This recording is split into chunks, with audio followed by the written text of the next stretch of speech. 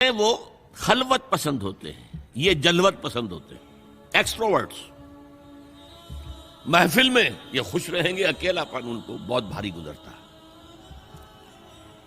یہ لوگ چونکہ غور و فکر کے عادی نہیں ہوتے اور کچھ اپنے معاشرے کے تعصبات کا ان کے اوپر غلبہ ہوتا ہے، انہیں نبی کی دعوت کو سمجھنے میں دیر لگ جاتی ہے۔ اب اس کی سب سے بڑی مثال دے رہا ہوں، حضرت حمزہ انتہائی محبت کرتے ہیں حضور سے، چچا بھتیجے کا رشتہ بھی ہے، خالہ زاد بھائی بھی ہیں، دودھ شریک بھائی بھی ہیں، ساتھ کے کھیلے ہم جولی بھی ہیں۔ 6 سال بیت گئے ہیں، سوچا ہی نہیں بھتیجا کیا کہہ رہا ہے، سوچا ہی نہیں۔ اپنی تیر کمان لی نکل گئے، شکار کر رہے ہیں، وہیں پہ بھون بھون کے کھا رہے ہیں، یہی ان کی ہابی تھی۔ جیسے حضرت اسماعیل کا نقشہ آتا ہے علیہ الصلوۃ والسلام، حضرت حمزہ کا بھی سیرت و کردار کے اعتبار سے وہی نقشہ۔ 6 سال لگ گئے، سوچا ہی نہیں، اور سوچا بھی ہے تو کس طور سے، جذباتی طور پر برسٹ ہوئے۔ ایک روز شکار سے واپس آیا، ابھی گھر میں داخل نہیں ہوئے تھے کہ صوبیہ وہ لونڈی جس نے دونوں کو دودھ پلایا تھا، حضور کو بھی اور ان کو بھی، اور انہوں نے کہا کہ حمزہ آج تو ابو جہل نے تمہارے بھتیجے کے ساتھ بہت برا سلوک کیا ہے۔ گھر میں داخل نہیں ہوئے، سیدھے گئے جہاں وہ اپنا پرا جمائے بیٹھا تھا، اس کے سر پر جا کر کمان ماری، سر پھٹ گیا اس کا۔ کہا تم نے یہ کیا ہے؟ اچھا تم اس کے خلاف ہو، چلو میں اس پر ایمان لاتا ہوں، آؤ میدان میں۔ جذباتی انداز میں، یہ غور و فکر کا معاملہ نہیں تھا، جذباتی تھا۔ یہی معاملہ حضرت عمر کا ہے، تلوار لے کر نکلے ہیں، ننگی تلوار، آج تو گردن اڑا کے آؤں گا محمد کی صلی اللہ علیہ وسلم۔ یہ کل کل کل کل ہر گھر میں لڑائی ہے، اولاد ماں باپ سے جدا ہو گئی، بھائی بھائی سے کٹ گیا، بہن بھائی سے جدا ہو گیا، شوہر بیوی سے، بیوی شوہر سے جدا ہو گئی۔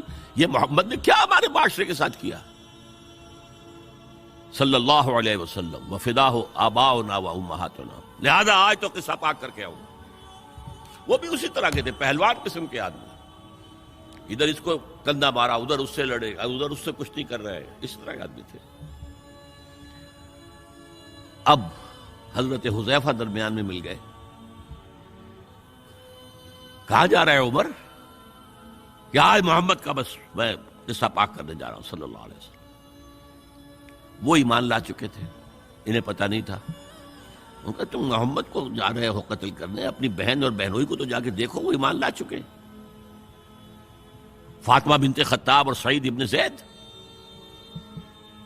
اب جو انہیں غصہ چڑھا ہے، آگ بگولا ہو کر آئے، دروازہ پیٹا ہے، وہاں اندر میاں بیوی بیٹھے ہوئے، سورہ شعراء کی آیات، سورہ طٰہٰ کی آیات نازل ہوئی تھی، اور حضرت خباب بن الارت آئے تھے وہاں پہ انہیں پڑھانے کے لیے، وہ پڑھا رہے تھے۔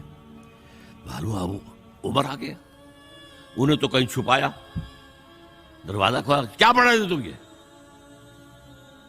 چپ۔ بہنوئی کے تھپڑ مارا زور سے، بہن درمیان میں، اس کے تھپڑ مارا۔ بہن کا ایک جملہ، عمر چاہے تم ہمیں ہلاک کر دو، اب جو دین ہم نے اختیار کیا ہم نہیں چھوڑنے والے۔ موم ہو گیا۔ یہ صنف نازک، اس میں اتنا دم خم کہاں سے آ گیا؟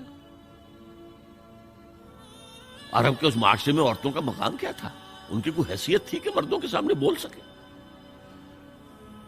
اچھا کیا پڑھ رہے تھے مجھے بتاؤ؟ نہیں تم نجس ہو، وہ کلام پاک ہے، تم نہیں پڑھ سکتے۔ نہاؤ، غسل کرایا، پھر سورہ طٰہٰ کی آیات پڑھی، ایمان لے آئے۔ جو تلوار ننگی کر کے جا رہے تھے، اس کو جیسے غلاموں کا رواج تھا کہ وہ تلوار کو اپنی گردن کے اندر لٹکاتے تھے، وہ لٹکا کر لے کر گئے۔ یہ شہداء ہے۔ ہماری امت کے عظیم ترین صدیق ابو بکر اور عثمان رضی اللہ تعالی عنہما، اور عظیم ترین شہداء حمزہ اور عمر رضی اللہ تعالی عنہ۔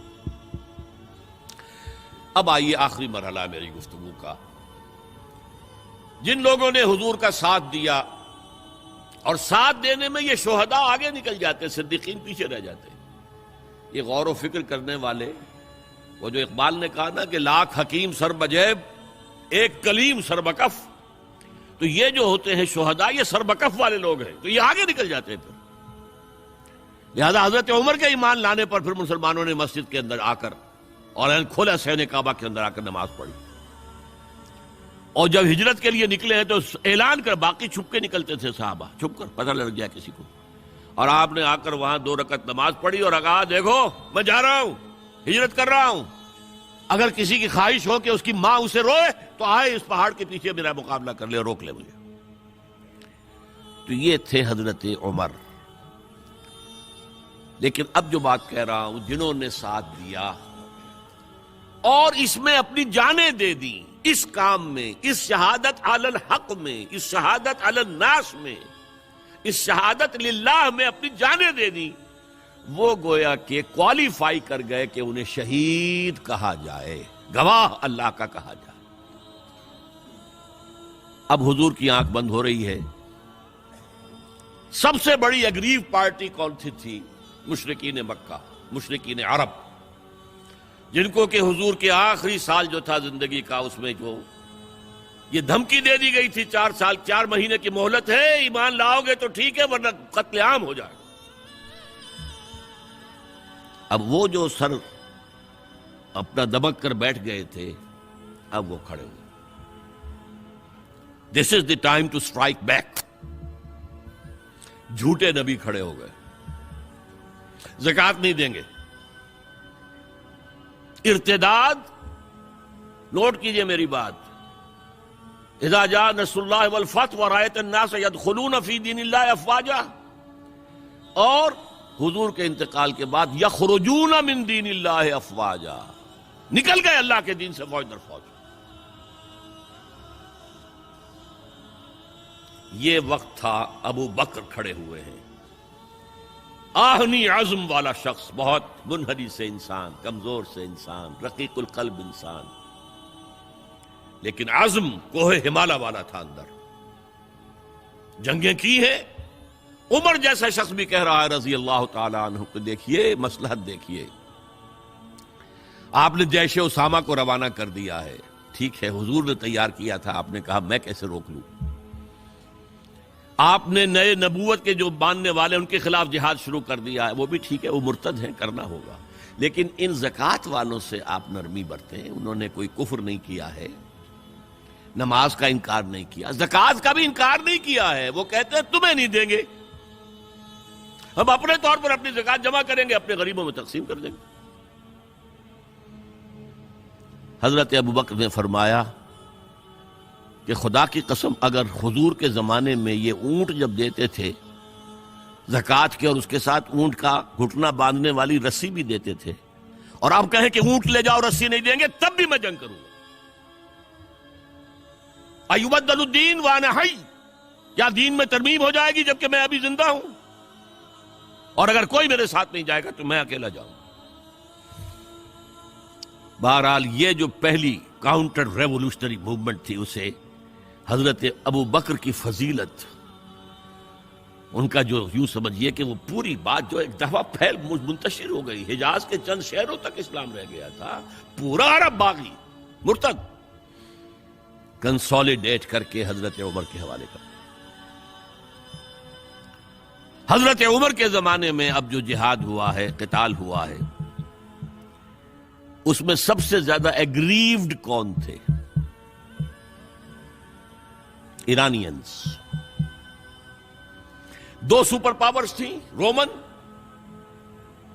اس کی 3 میں سے 2 ٹانگیں توڑ دی تھیں، تیسری انٹیکٹ تھی. 3 ٹانگیں کون سی تھیں؟ نارتھ افریقہ پورا اس کے پاس تھا، وہ نکل گیا. ویسٹ افریقہ، شام، ترکی، فلسطین کا علاقہ اس کے پاس تھا، وہ نکل گیا، مسلمان لے گئے. اب رہ گیا یورپ کا، ایسٹرن یورپ. لیکن سلطنت ایران کی دھجیاں بکھر گئی، ختم، نسیہ منسیہ. اگریوڈ پارٹی تو دوسری کاؤنٹر ریولوشنری موومنٹ ایران سے آئی. ایرانی نیشنلزم، ایرانوں میں بڑا غرور تھا. آپ نے وہ تو فردوسی مسلمان تک کہہ گیا ہے، شیر شتر خوردنو سوس مار عرب را بجائے آیت بکار کہ تختے کیا نہ کند آرزو تفو برتو ہے چرخ گردہ تفو. یہ عرب، یہ اجڑ، یہ سوسمار، گوہ کا گوشت کھانے والے اور اونٹ کا دودھ پینے والے، آج ان کی یہ مجال ہو گئی ہے کہ تخت قیانی، یہ امپائر ایرانین آج اس تخت کی آرزو کر رہے ہیں. تفو برتو ہے چرخ طرفا گردہ تفو. اڑ گئے، پرخچے اڑ گئے. اس نے حضور کا نامہ مبارک چاک کیا تھا، سلطنت چاک ہو گئی.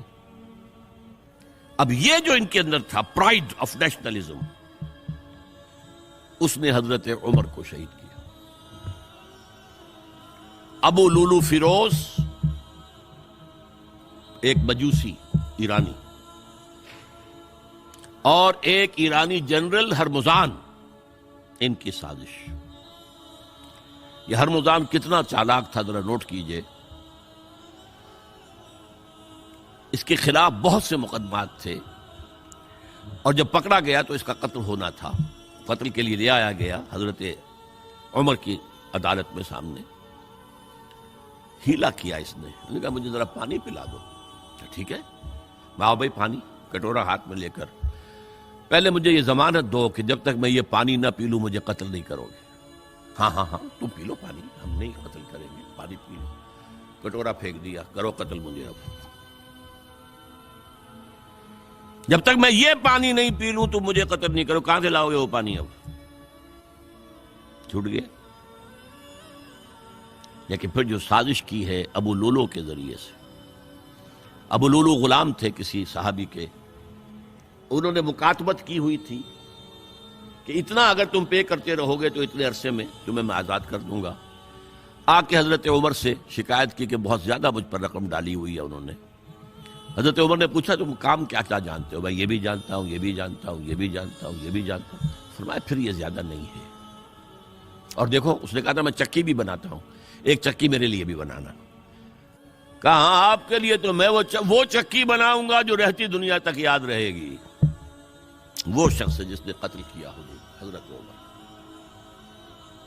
سمجھا یہ گیا تھا کہ یہ اس پلر پر کھڑا ہوا ہے سارا دین کا نظام. عمر عمر واقعتاً عظیم ترین شخصیت. آپ کو معلوم ہے کہ ڈاکٹر مائیکل ہارٹ جو 100 پوری دنیا کے عظیم انسانوں کا جو اس نے چناؤ کیا ہے، 100 کا عظیم ترین انسانوں کا، نمبر 1 پر حضور ہے تو نمبر 50 پر حضرت عمر ہے. مسلمان اور کوئی شامل نہیں ہے.